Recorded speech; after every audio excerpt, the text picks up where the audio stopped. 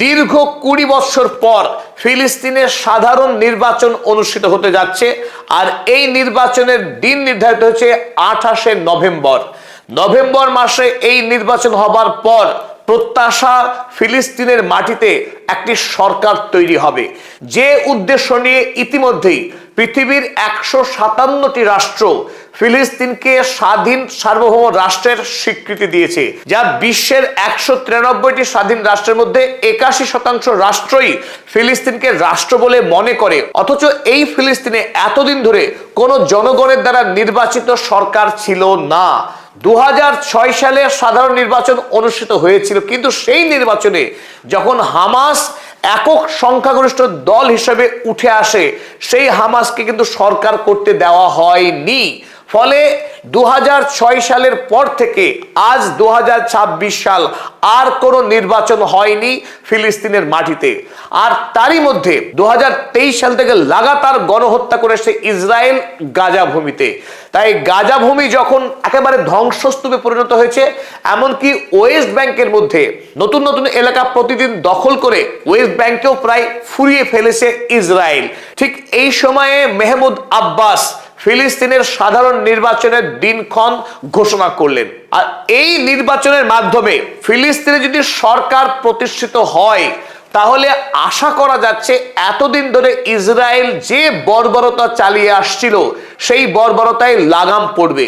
যে হারে গণহত্যা হচ্ছে, সেই গণহত্যা অন্তত কমবে। অন্তত বিশ্ববাসীর কাছে ফিলিস্তিনের পক্ষে একটি সরকার কাজ করবে, যে সরকারের একটা নিজস্ব সৈন্যবাহিনী, পুলিশি ব্যবস্থা এবং সাধারণ মানুষের যে নাগরিক সমস্যা সমাধানের একটা ব্যবস্থাপনা অন্তত গড়ে উঠবে। এটাই মনে করছে জাতিসংঘ, এটাই মনে করছে ইউরোপ আমেরিকার সাধারণ মানুষ এবং বিশ্বের যে সমস্ত বড় বড় দাতব্য সংস্থা যারা বিপুল পরিমাণে দান করে এই ফিলিস্তিনি জনতাদের। তারাও চাইছে এই মুহূর্তে যে কোনো মূল্যে ফিলিস্তিনিদের নিয়ে একটা সাধারণ নির্বাচন অনুষ্ঠিত হোক। এবং এই আবেগে যুক্ত হয়েছে ফিলিস্তিনে আজও বেঁচে থাকা লক্ষ লক্ষ সাধারণ মানুষ।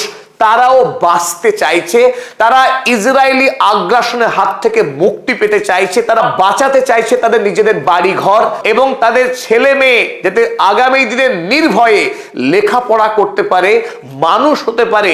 শেষবারের মতো কোমর বেঁধেছে ফিলিস্তিনের সাধারণ মানুষ, দেখছে স্বপ্ন। কিন্তু এই স্বপ্ন কি সত্যি সত্যি বাস্তবায়িত হতে পারবে? 28শে নভেম্বর যে নির্বাচনের দিন ঘোষিত হয়েছে, এই নির্বাচন কি অনুষ্ঠিত হবে? কারণ এখনো পর্যন্ত স্থির নয় এই নির্বাচনে হামাস অংশগ্রহণ করতে পারবে কিনা, বা যদি হামাস নির্বাচনে অংশগ্রহণ করতে পারে, পিএলওর পক্ষে ইতিমধ্যে মেহমুদ আব্বাস নির্বাচনের যে সমস্ত শর্ত স্থির করেছে, সেই শর্তে হামাস রাজি হতে পারবে কি না। এক। এবং দ্বিতীয় বড় প্রশ্ন, ইসরায়েল আদৌ এই নির্বাচন কি অনুষ্ঠিত হতে দেবে? কারণ যদি এই নির্বাচন অনুষ্ঠিত হয় এবং ফিলিস্তিনের মাটিতে যদি একটি নির্বাচিত সরকার গড়ে ওঠে, সেই সরকার কিন্তু ফিলিস্তিনকে স্বাধীন রাষ্ট্রের স্বীকৃতির পথে অনেক দূর এগিয়ে নিয়ে যাবে। অর্থাৎ এই নির্বাচন ইসরায়েলের জন্য একটা বড়সড় চ্যালেঞ্জ হতে পারে। তাই ইসরায়েল সহজে এই নির্বাচন যে হতে দেবে না, তারও কিন্তু রীতিমতো সম্ভাবনা রয়েছে। চলুন মূল পর্বের আলোচনা আমরা দেখে নিই। ফিলিস্তিনের কোন কোন দল অংশগ্রহণ করতে চলেছে, নির্বাচনের শর্তাবলী বা কি, এবং শেষ পর্যন্ত আমরা বোঝার চেষ্টা করব এই নতুন সরকার ফিলিস্তিনি জনতার আশা প্রত্যাশাকে পূরণ করার ক্ষেত্রে কতটা কার্যকরী হবে। চলুন শুরু করা যাক। শুরুতেই আপনাদের আমি আমন্ত্রণ জানাচ্ছি অধ্যাপক আব্দুল হালিম। চলুন শুরু করা যাক। আল জাজিরা সহ বিশ্বের সকল গণমাধ্যমেই ফিলিস্তিনি যে নির্বাচনের খবর সম্প্রচারিত হয়েছে। এমনকি আরব বিশ্বের রাষ্ট্রনায়করাও বর্তমানে ঐক্যবদ্ধ হচ্ছেন যাতে ফিলিস্তিনের এই নির্বাচন সাফল্যের সঙ্গে করা যায়। অর্থাৎ নির্বাচন না হলে পরে ফিলিস্তিনের মাটিতে যদি সরকার গড়ে না ওঠে, তাহলে ফিলিস্তিনকে একটা স্বাধীন সার্বভৌম রাষ্ট্র হিসেবে নির্মাণের কাজ কোনো দিনই সম্পূর্ণ হবে না। তাই যদিও নির্বাচন হওয়া মানেই ফিলিস্তিন একটি স্বাধীন রাষ্ট্র তৈরি হওয়া তা নয়, কিন্তু এটি একটি বড়সড় এবং শক্তিশালী পদক্ষেপ হতে যাচ্ছে ফিলিস্তিনকে স্বাধীন রাষ্ট্র হিসেবে তৈরি করার ক্ষেত্রে। তাই এই নির্বাচন ফিলিস্তিনের জন্য অত্যন্ত গুরুত্বপূর্ণ, সে কথা বলার অপেক্ষা রাখে না। চলুন এবার দেখে নিই আমরা এই নির্বাচনে কোন কোন দল অংশগ্রহণ করছে। আপনারা প্রত্যেকেই জানেন যে ফিলিস্তিন একটা আস্ত রাষ্ট্রকে দখল করে রেখেছে ইসরায়েল, প্রতিদিন এখনো যে অংশটুকু বেঁচে আছে সেই অংশকে গ্রাস করে নিচ্ছে গণহত্যাকারী আইডিএফ সেনারা। তাই ফিলিস্তিন রাষ্ট্র এই মুহূর্তে 3টে খণ্ডে বিভক্ত হয়ে গেছে। একদিকে গাজা ভূমি, সংকীর্ণ একটা জমি যেখানে 17 লক্ষ মানুষ এখন পলিথিনের তলায় গাদাগাদি করে বেঁচে আছে। ওদিকে আল আকসা মসজিদ যে পবিত্র জমিতে অবস্থিত, সেই জেরুজালেম এখন বিভক্ত হয়ে একটা ক্ষুদ্র অংশ পড়ে রয়েছে, যেখানে প্রতিদিন মার খাচ্ছে ফিলিস্তিনি জনতা ইসরায়েলি বর্বর আইডিএফ পুলিশের হাতে। সেই পূর্ব ইসরায়েল, আর যে অংশটা এখনো পর্যন্ত বড় আয়তন রয়েছে তার নাম ওয়েস্ট ব্যাংক। সেই ওয়েস্ট ব্যাংকের অভ্যন্তরে আবার প্রতিদিন নতুন নতুন বাড়ি তৈরি করে নতুন নতুন এলাকা দখল করে রয়েছে ইসরায়েল। তাই এই 3 খণ্ডে বিভক্ত ফিলিস্তিনের মাটি, গাজা, পূর্ব জেরুজালেম এবং ওয়েস্ট ব্যাংক, এই 3 অঞ্চলে সকল মানুষকে নিয়ে এই সাধারণ নির্বাচন অনুষ্ঠিত হবে। তাই ওয়েস্ট ব্যাংকের সবচাইতে বড় রাজনৈতিক দল, তার নাম ফাতা।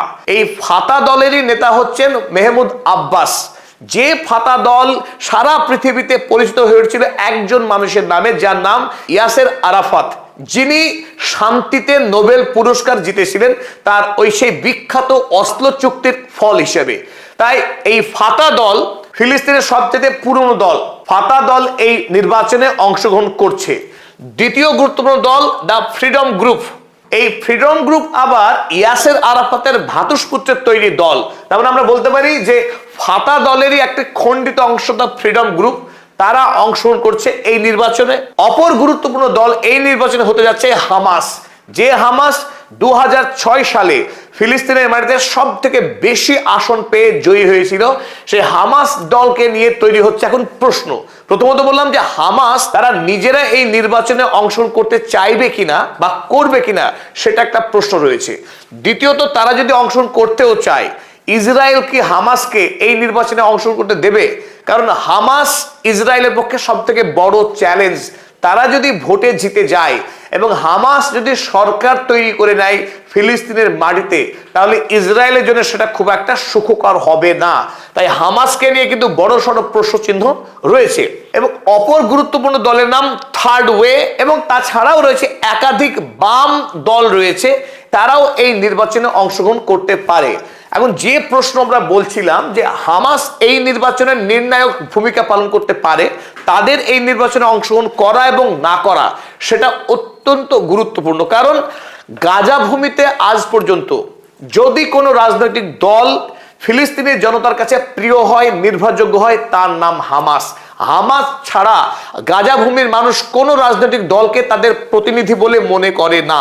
তাই হামাস যদি এই নির্বাচনে অংশগ্রহণ না করে, তাহলে পুরো গাজা ভূমি এই নির্বাচন থেকে বিচ্ছিন্ন হয়ে যাবে, তারা এই নির্বাচনে শরিক হতে পারবে না। এই গাজা ভূমিতে 2006 সালের নির্বাচনে হামাস 80%-এরও অধিক আসন জিতেছিল।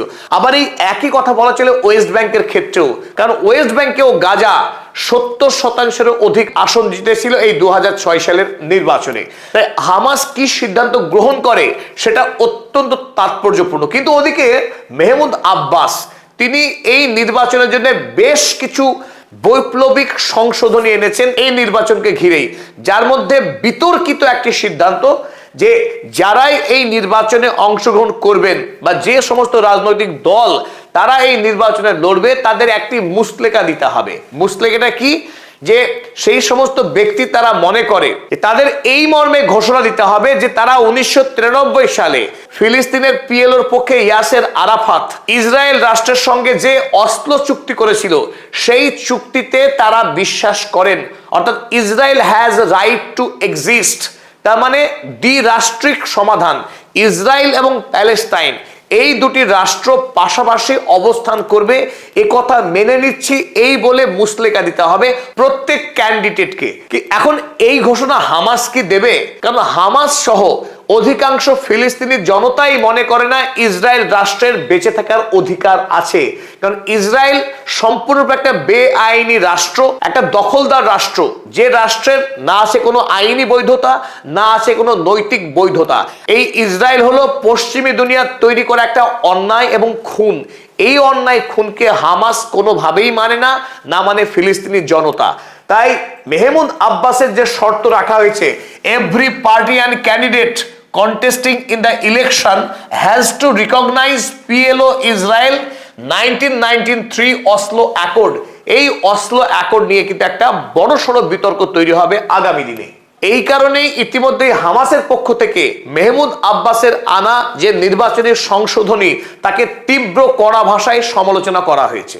যেহেতু দীর্ঘ 20 বছর পরে এই নির্বাচন অনুষ্ঠিত হতে যাচ্ছে ফিলিস্তিনে, তাই 2006 সালে যে নির্বাচন হয়েছিল সেই নির্বাচনই একমাত্র ভরসা আমাদের বর্তমান রাজনৈতিক যে প্রেক্ষাপট তাকে বোঝার জন্য। 2006 সালে যেখানে মোট আসন সংখ্যা ছিল 132, সেই আসন সংখ্যা বেড়ে গিয়ে এবার হচ্ছে 200 আসন। জনসংখ্যা যেহেতু 2006 সালের থেকে বৃদ্ধি পেয়েছে, তাই বর্তমানে যে নির্বাচন ঘোষিত হয়েছে সেই নির্বাচনে 200টি আসনের জন্য ভোট হবে। তো চলুন তার আগে আমরা একটু দেখে নিই 2006 সালে কে কোথায় জিতেছিল, মোটামুটি একটা চিত্র।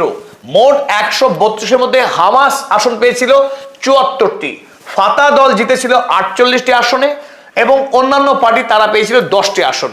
সেখানে আপনারা দেখুন এই যে গাজা ভূমিতে প্রায় একচেটিয়ায় হামাস জয়ী হয়েছিল, কয়েকটি আসন ফাতা জিতেছিল, 5টার মতো আসন জিতেছিল ফাতা। অপরদিকে ওয়েস্ট ব্যাংক, এটা ওয়েস্ট ব্যাংকের চিত্র দেখছেন, গোটা ওয়েস্ট ব্যাংকের প্রায় সমস্ত অঞ্চলেই, প্রায় হেব্রন থেকে শুরু করে বেথুলহাম, এমনকি সেলফিড, জেনিন, টুবাস, প্রায় সমস্ত অঞ্চলেই কম বেশি হামাস আসন জিতেছিল। তাই এবারের নির্বাচনেও প্রায় একই রকম ভাবে হামাস বিপুল পরিমাণের জনসমর্থন পেতে পারে, সেটাই অনুমান করছে বিশেষজ্ঞ মহল। এখন বাকিটা নির্ভর করছে ভবিষ্যতের উপরে, হামাস এই নির্বাচনে লড়ে কিনা কিংবা তাকে লড়তে দেওয়া হয় কিনা, এই প্রশ্নই সব থেকে গুরুত্বপূর্ণ। হামাসের পর যে বিষয়টা আমাদের খুব গুরুত্বের সঙ্গে বিবেচনা করা দরকার এই নির্বাচনকে নিয়ে, সেটা হলো ইসরায়েল এই নির্বাচনকে আদৌ কি হতে দেবে? Will Israel